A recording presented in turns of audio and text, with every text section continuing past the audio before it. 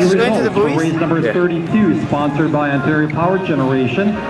The Recreation A Division semi-final. No.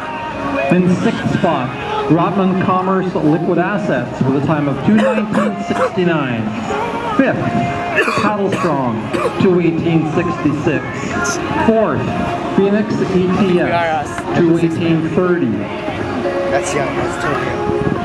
In third position, Gold Heat with a time of 2:15.82. In second position, the University of Guelph Dragon Boat Club, 2:12.25.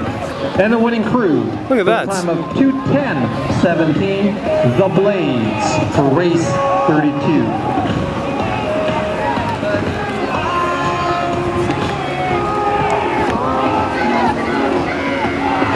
I see that we have 3 of our breast cancer survivor crews loaded We got it. and approaching the finish line. And they're going to stay there. All 7 BCS crews